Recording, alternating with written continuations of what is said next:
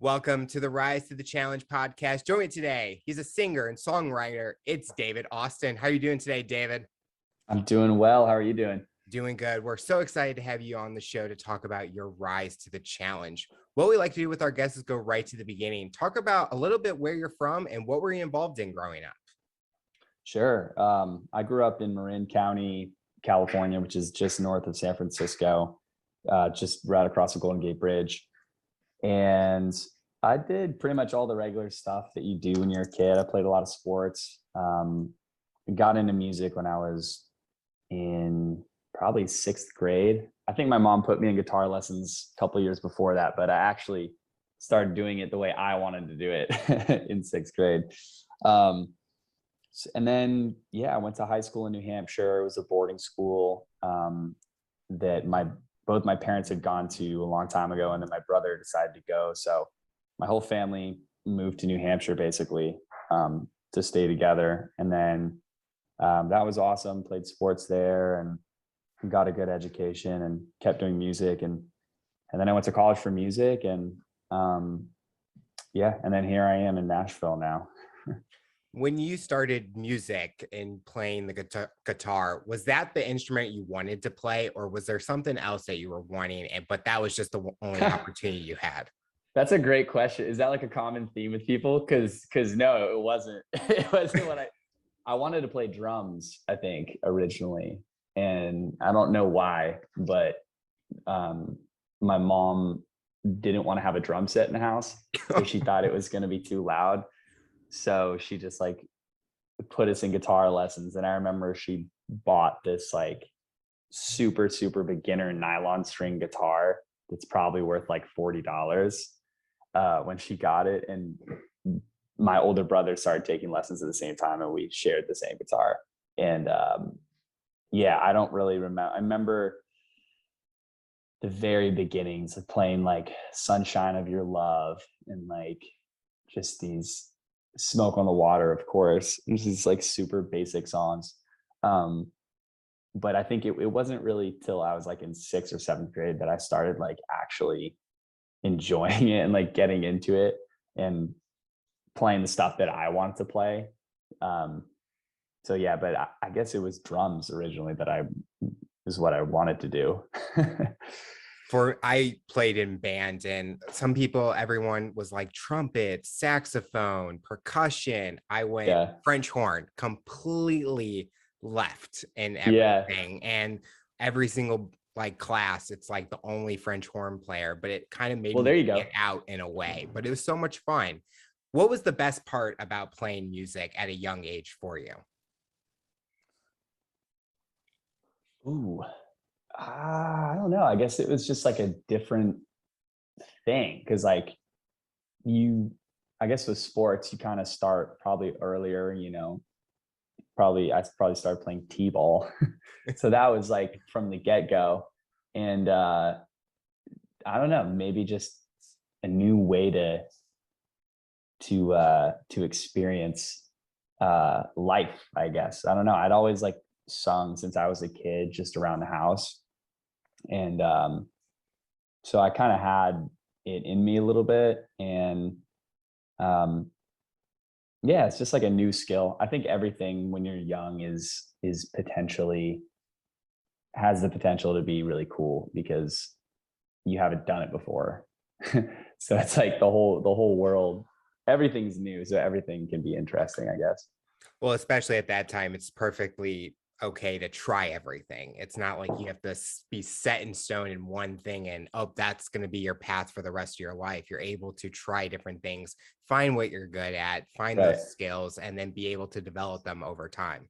Yeah, at least in my situation. I'm sure there are situations where it's like the super the crazy sports parents like have their kids play one sport like all the way through their whole life, and they're like, you're going pro in this sport, like you're never doing anything else. It's like but I think Did you ever have a hard time being with sports or music, or were you able to do both and still enjoy everything? I could, up through until I got to college, I definitely could do both and enjoy it, because it's kind of expected and kind of like it's a cool thing, and people, my parents like made it possible to do that, to do both things. And it's like I was always busy, I guess, but it didn't feel like too much. And then I think when I got to college, it became apparent that I had to actually focus on fewer things and kind of dive deeper into music. But yeah, no, when I was growing up, it was like just do it all, which is great. You mentioned that your family moved from California to New Hampshire. Was it hard adjusting to a different lifestyle, especially going to a boarding school instead of going to the traditional schooling route?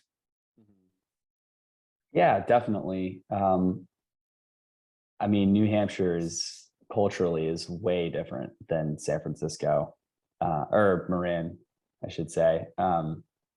It's just East Coast, West Coast, and ninth grade is a pretty formative time, and high school is pretty formative. So I missed California a lot, and I miss my friends a lot, but it worked out in the end, and I don't regret doing that and deciding to go out there.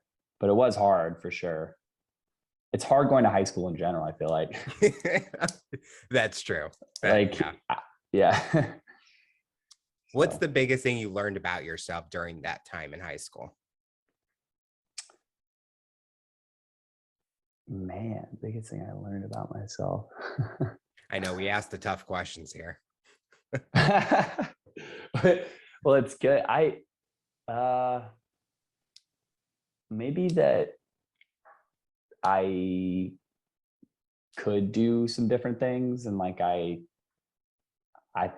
had a lot of interests in different stuff, and just the nature of the school that I went to allowed you to really dive into all that different stuff. So I think maybe I don't, honestly, I don't know. It was a good like education people too, because I would, I'd be on the sports teams and playing football and lacrosse, and then I would go do a cappella. Like I was in this a cappella group, and there was only one or two other kids that played football and did that, and so it's kind of an education in people. Like, wow, I can kind of hang with these different types of people, and they're all great in their own ways, but I think I just learned about other people the most.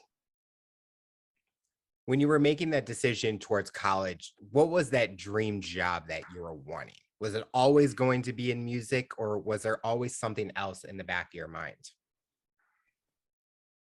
No, it was music, I think.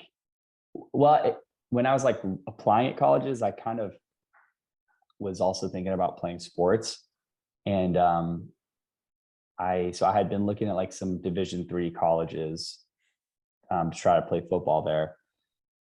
And that was kind of on the table, but I knew that I wanted to do music kind of long term. And it was kind of a weird way that I ended up going to school for music, because I didn't even get into the program that I had applied for, but I got into the school. Like you have to put like a secondary major or whatever that you're applying to. And so I got into that, but I didn't get into the actual music program. And then once that happened, I emailed the director of the music program and said, hey, I got into the regular school. Is there any way that I can like take some of the classes in the music program? And he was like, oh yeah, that rarely happens. I guess people that apply for music didn't also get into the other school. So he was like, we can just transfer you right into this program off the top. Like we can just circumvent, once you're in the school, we don't have to deal with our, admission numbers or whatever. Cause I guess they had like wanted me or thought I was good, but I guess I wasn't good enough, or I didn't get picked from, you know, it was a small program. So it was like, it made sense. Like it wasn't easy to get into. So I knew that. But yeah, that's a long way of saying, yeah, I think I knew that I wanted to do it around that time. I started figuring that out. When you didn't get in it at first, were you worried like, oh, maybe music isn't my path? But as you're telling that story, you always knew that you were going to do anything to get to where you wanted. And that was in music. Yeah, it didn't really deter me. I don't think. It may have planted a little seed in my head that of both like a little bit of self-doubt, and then going into that program being like, am I the only person here that like didn't actually get into this, but is still here, like doing all the same stuff?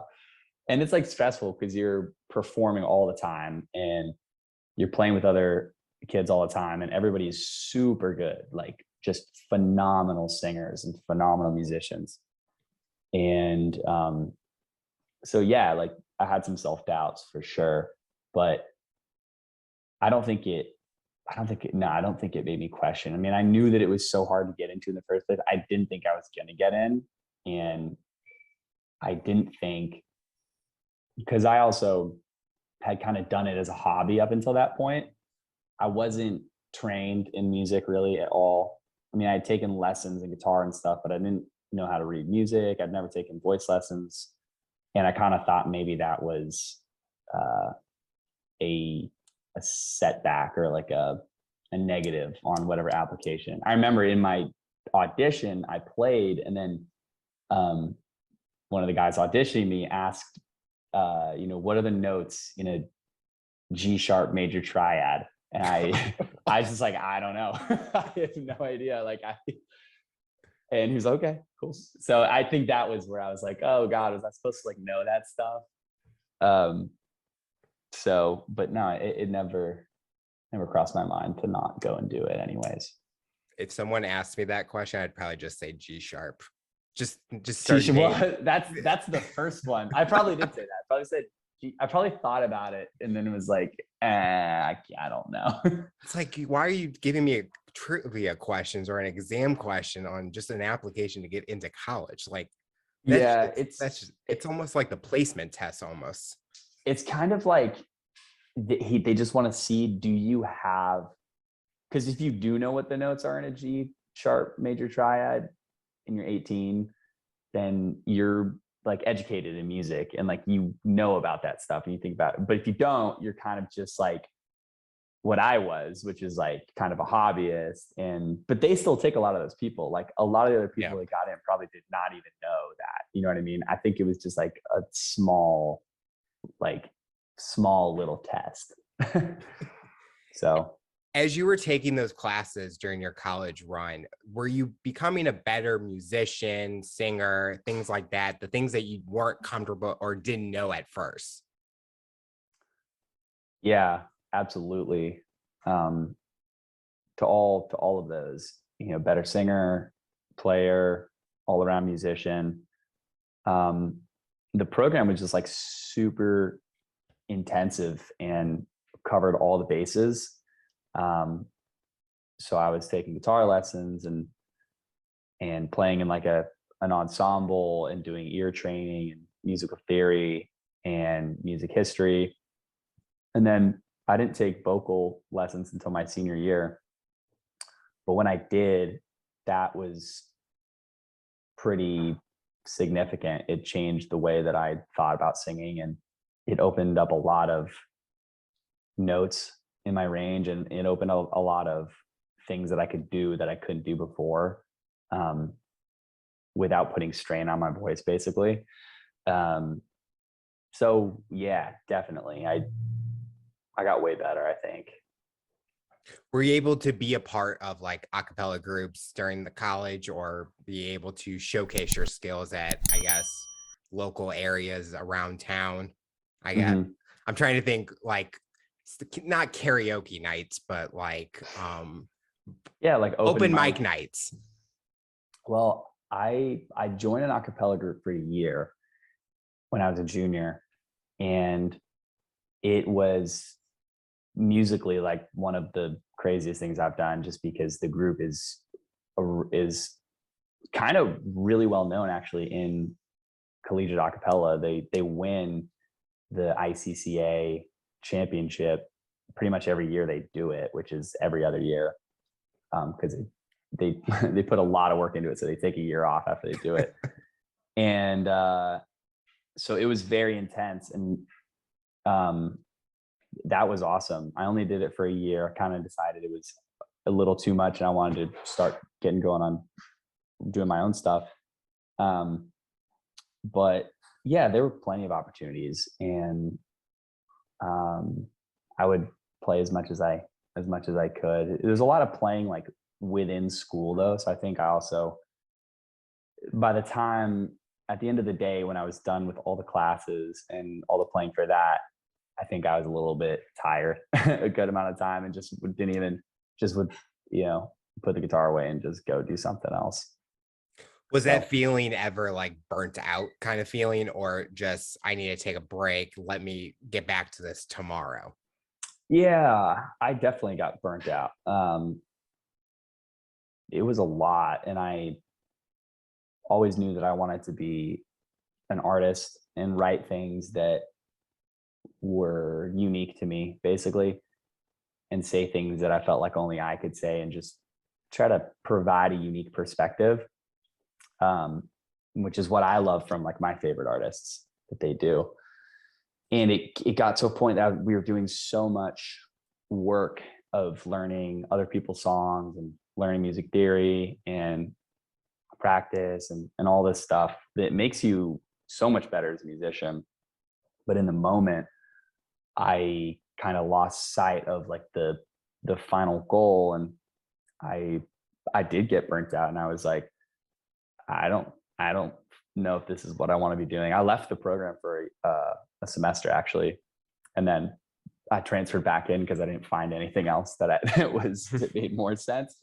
And I also, you know, the teachers in the program were really, really good, and there's just so much knowledge there. I think I was just maybe a little bit overwhelmed with how much music it was all the time. Making that transition into after college, what would you say are your musical influences or inspirations, like the artists, the music genres that inspired you to create the songs or the musical style that you have? Mm-hmm. Specifically for like what I write, I would say John Mayer and the Avett Brothers and Bruce Springsteen, who I started listening to in college.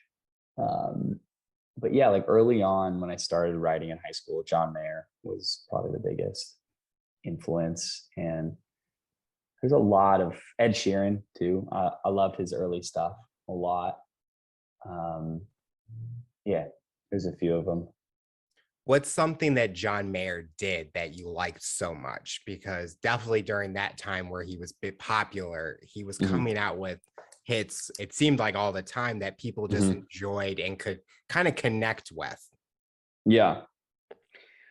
Well, I think I got into his stuff because I liked the challenge of trying to play intricate things on the guitar and sing at the same time. It was kind of like a body coordination, kind of like playing drums almost, because there's so much stuff going on.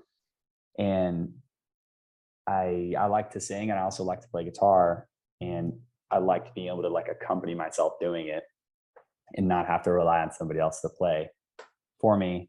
And he just has all these crazy songs that are super, super complex on the guitar, and also really great vocally and lyric wise. So, you know, he's got, you know, Neon is one of the songs. It's just crazy. In Your Atmosphere is another song that I heard when I was a sophomore, and I was like, this is beautiful. And so, yeah, kind of that challenge of like, can I do this? Can I play this and sing it at the same time and have it come across well and meaningful, basically? When you first were starting to write songs, be in that industry, were you ever worried about like the financial aspect, or did you have the support of family that they knew what you wanted to do and knew it could take some time before it starts getting to where you're wanting. Yeah, I think that accurately covers it. I did, like, in college, yeah, I had some crisis moments where I was like, is this the right thing? And a bunch of friends that I had were going into, more business type jobs and like finance and stuff, where you make a lot of money right off the bat, but you're working crazy hours. And yeah, and even now it is something that's a little bit stressful, but I get by. And yeah, I mean, it's kind of like a startup in a sense. Most startups lose money for the first many years that they're doing it.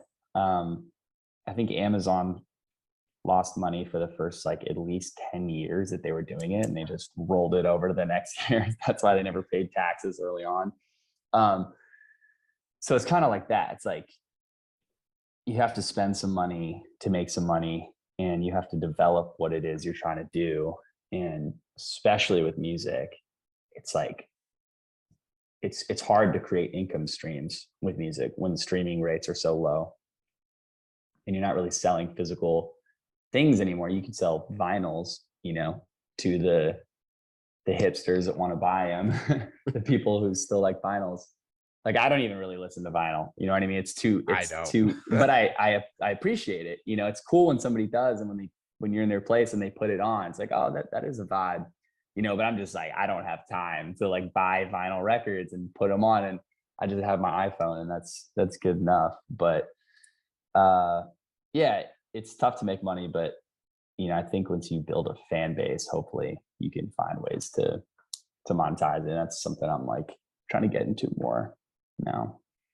Well, it's like our generation. When we were younger, CDs were the thing, and you could go into any store and they would have like racks of CDs. And now you just see it getting smaller and smaller and smaller, and digital is the way to go. And I remember buying on iTunes, but now you can do it illegally, or MP3 converter kind of style. But in Spotify and all those kind of platforms are becoming huge. And I think when you said vinyls, my grandparents still use vinyls. I mean, I don't know if they buy them, but they'll go into the house, or I'll go into their house, and they still play it. So I think it just shows the kind of the trends are changing, and I think it challenges you in a creative way to how can you make that income with what's going on with the world, I guess. Well, the interesting thing is that, like, I think in the last 10 years, the music industry as a whole has actually grown a lot. Like, it's like by billions of dollars, I think. And I think it's just because the live business has really taken off. There's all these festivals everywhere. And now music is available to so many people that there's more people getting into it. But yeah, you kind of have to shift. It's almost like the music is not really the product anymore. It's kind of the marketing tool. The music is like the advertisement, and then your merch is the product, or a ticket to a concert is the product, or a fan club subscription is the product. The music itself is like advertising. Which is crazy, because that's what you put. That is the product. It is kind of what you're selling people on, but they're not really buying that. They're buying something else because they liked that. Very odd. And it's a weird thing to think about. Like, you have like paintings that are worth millions of dollars, and it's like, who put the value on that? Who decided that was, you know what I mean? Like, how much would the Mona Lisa sell for right now? Probably lots, but it's just probably because it's so iconic, and it's so talked about. Right. But even small scale artists who create a really nice painting, like, they can sell that for $500, and then up and up and up. You got to find somebody that wants to buy it, which is hard. But like, to make $500 streaming wise, you have to get tens of thousands of streams on a song. Yep. You know, which means that tens of thousands of people are listening to it. Whereas this painting, one person bought it. So it's like, and you made $500 from that. So it's just kind of a crazy, like, what is this worth? And then do I want to charge my own price from it on Bandcamp or something, or withhold it from everybody and only sell it to people that really want it? But then you're not reaching a big level of people where they're going to actually propel your career to the next level. It's like, I don't know.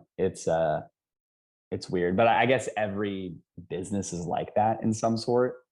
Nowadays, everything's so complicated and everything's online, and yeah. When you're writing songs, are you using your personal like moments in your songs or things that you've experienced, or how are you writing and coming up with the vision of each of the songs that you are creating? Mm-hmm. It's totally random every time, honestly.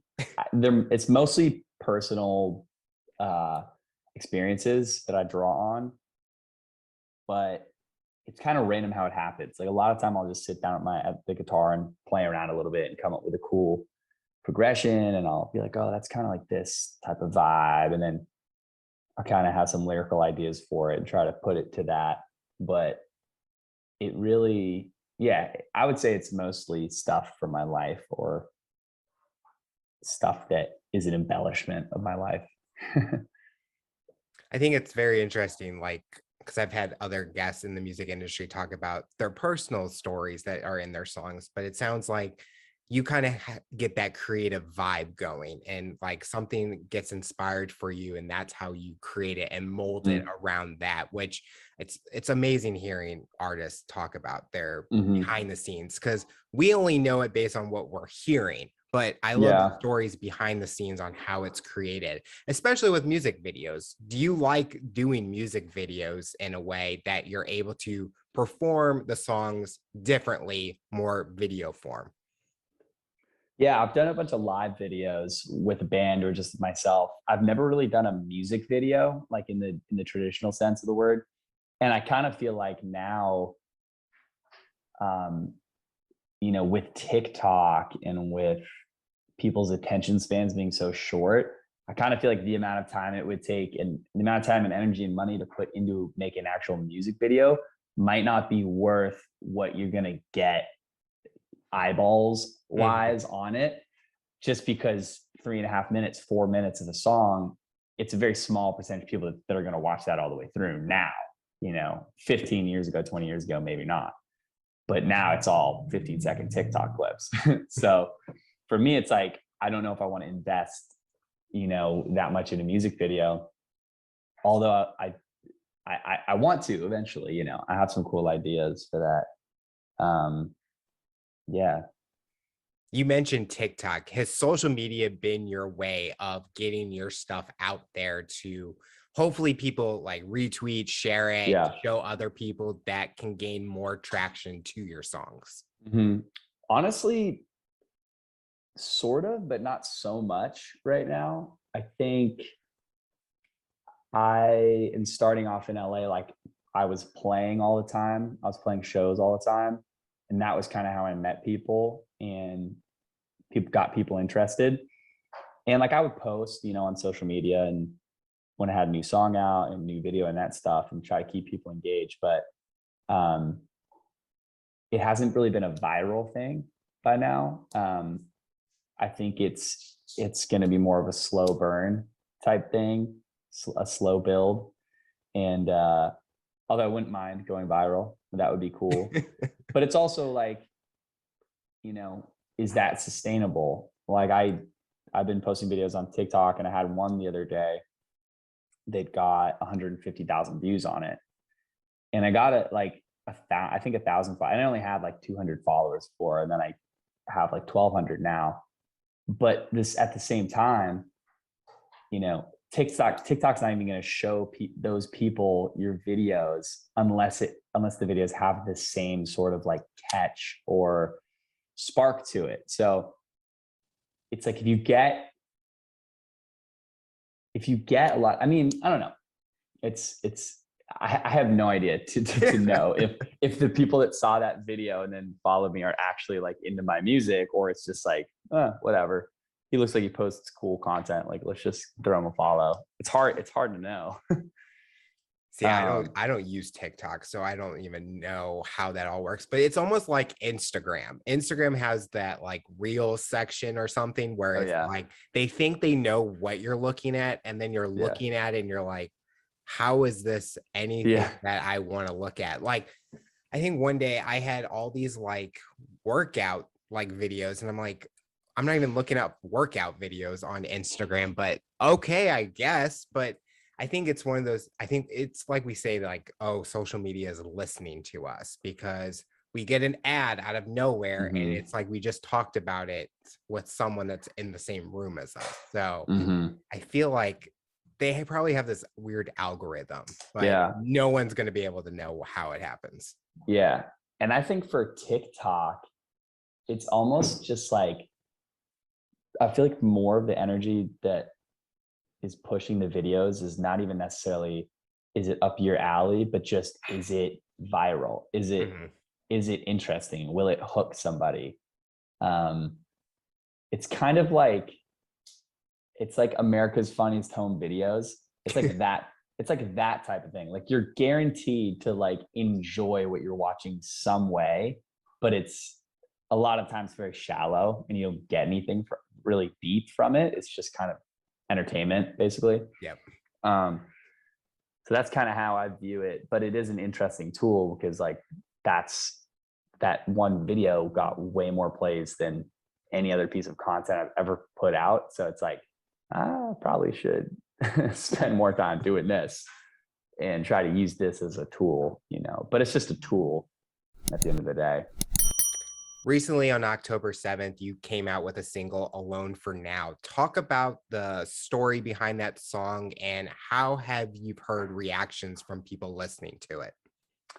Yeah, well, so I wrote that song pretty much a week after I moved here to Nashville. And I just kind of wrote it about having to be on the road a lot and kind of needing to figure my life out. And it's funny because I have a girlfriend. She's actually in the kitchen right now. So she's listening to this whole thing. But she, so people are like, well, how does she feel about the song? I'm like, well, it's not dishonest. Like I still travel a lot for music and have to be by myself a lot of the time to play gigs in different areas and to be out there doing the thing. But the response has been pretty good. I think it's definitely more of like a slow burn song. Like it's not, which is the way I feel about a lot of like music that I put out. It's not like super in your face and like hit you over the head and just knock you out. Oh my God, this is the craziest thing ever. But it's kind of more, the more that you listen to it and the more that you kind of think about it, hopefully you kind of vibe with it more and more. But the response has been good. People have been texting me and messaging me saying, hey, like the song. So it's cool. I also know that I have like a ton of music that I'm going to be putting out this year. So I try not to get too attached to any one specific thing because I know that it's just a piece of like the whole project, the whole catalog that's coming out, So it's been good though. It feels really good having music out. It's been like 2.5 years since I put out the last project. Wow. Yeah.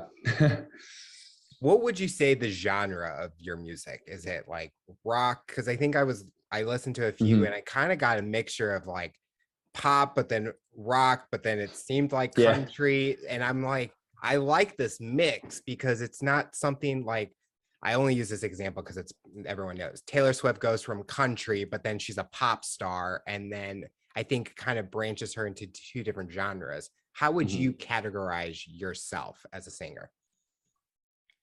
That's a good question. I don't know if I don't know. I like so many different types of music, and I would say right now, Americana, singer-songwriter, maybe almost like Blue-Eyed Soul is like somewhere that I would go with it, but it's not really country to me.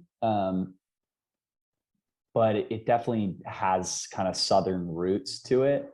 And well, maybe it is country. Maybe it's just not what the country label is right now, but it's definitely natural sounding. You know, there's no real production tricks or anything. It's all real instruments. It's all trying to be natural and real. So yeah, I don't know. Americana, I guess, it's kind of where they put everybody that doesn't fit into mainstream country. They just say, "Oh, he's Americana or she's Americana." I'm so interested in this blue. Did you say blue-eyed or blue-wide soul?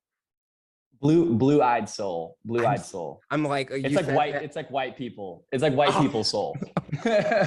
I'm like, hold on, what kind of genre is that? Am I missing something out here now? No, it's not. I've just heard that along the way. Blue-eyed soul. It's kind of like, I mean, Chris Stapleton, he's kind of country-ish, but he's got like a super raspy thing to his voice. But like, I mean, Mayer Hawthorne, I don't know if you know him. Amos Lee has a super soulful voice. I don't know if he'd really be blue-eyed soul, because it's kind of like a dancey thing to it, like a Motowny vibe to it. And I've got a couple songs that have that kind of groove. I have no idea. Some of the new stuff is like, it's like acoustic funk almost. Like it's like Jack Johnson meets Jason Mraz meets John Mayer. But I don't know. Good. It's all over right there. Yeah, it's all over the place. I don't really care. You know what I mean? Like I just try to write the coolest stuff, and I don't want to think too much about, putting a label on it. Do you have a dream performance? Is there a stage, a venue, a concert, someone that you're singing with on stage that is your ultimate goal in your career? I mean, I wouldn't say I have a particular stage, but like I would love to do a stadium show and just have like thousands of people in the crowd singing. That would be pretty sweet to be able to do those. But I mean, he's getting old, but Bruce Springsteen, if I could be on stage with him, that would be pretty sweet. I mean, he's like 70 years old right now. He's still doing it, but I don't know if he's doing it at the scale that he was doing it like 4 years ago. I mean, John Mayer that'd be sick. I was thinking that was going to be my guess. Based on your story so far, John Mayer has to be that number one for you. Yeah, he's definitely one or two, him and Springsteen. Yeah, I haven't thought about that as much. Like who would be my favorite person to play with? Theo Katzman is a singer-songwriter that I've been listening a lot to the past couple of years. He's not as well known, obviously, as those two guys, but super solid songwriter, singer, guitar player, everything. Plays drums too. Just phenomenal musician. I would love to play with him. Looking back at your journey, is there anything you would have done differently to get to where you want to be? Or do you feel the journey you've been on has taught so much about yourself that it's been worth the experience going through each stage? Yeah. I mean, I wish COVID never happened, but that's not in my control. So yeah, I mean, I think I don't really regret too much. Yeah, I think everything is just like a lesson and something you can use to learn and move forward and grow from. And in terms of career wise, I feel like I'm still young and there's still a lot of years that I can do what I want to do. I haven't really missed anything. I mean, COVID was brutal because it was like a year that all the venues were shut down. And so that was, that was pretty tough, but other than that, no, I think, it's all good. I'm happy. So what does the future look like for you? What are you hoping to accomplish personally and professionally? Mm-hmm. Personally, I don't know, honestly. I think it's been all sort of professional in my mind, with making this new project, but I would love to have an audience that appreciates the music. Hopefully within the next few years, and be able to tour and play, good venues. Like I would love to be able to play, even if it's like 400, 500 capacity venues throughout the United States. If I can do that in a few years and hit those venues in like 15, 20 cities, that would be great. And then I think it could grow from there, but I would be thrilled to be able to do that, on a nightly basis. that would be sweet. But yeah, I don't know. Just I don't know. You'll get done with this interview and be like, oh, I should have said that. But yeah, that's the one thing that you're at the stage in your career where you got a lot to look forward to, so that you're excited, you're passionate about what you're doing. So the future is bright for you. Yeah. And I think just enjoying it, like, it's always hard to be in the moment, but it's hard not to look at other people and want what they have, or want to be playing the gigs that they're playing, or whatever it is. And you just kind of have to enjoy what you're doing right now. Because if you're in that mindset, you're never gonna, even when you are playing those gigs, you're gonna be looking at some other gig, some other show, some other stage, that somebody is playing, and you're gonna be jealous of them. And that doesn't change like as you get older. You know what I mean? It might even get worse as the better you get and the more recognition you get. I think it's harder to deal with. So yeah, just enjoying it, I'm glad you said that, because I, even in my shoes with the shows, other shows, like I get messages like, oh, you want to have these high-end people or make millions of dollars. And it's like, I love the story I'm sharing and the guests that I have, because it makes me unique. And I want to enjoy each stage and enjoy it. The passion, enjoying, having fun. And you can't compare yourself to other people, because we're all telling our story that we want to be on right now. So for sure. It's like, I feel that way with writing, like, and doing music. Like, you're not really in competition with anybody but yourself, just to get to the kernel of who you are and the way that you can do what you do best, because nobody else can do that. Yep. You know what I mean? Nobody else can do you the way that you can do you. And so you're not really competing with anybody else. I mean, maybe you are in certain senses, but like, yeah, it's like, if I can just get myself, like, it's also a discipline thing. If I can just get myself to do what I need to do, I'll be good. Yeah. But discipline is hard. The final question I'll ask you, based on your journey and experience, for someone that's listening to this interview, what tips or advice would you give them to overcome obstacles, accomplish their goals, and rise to the challenge?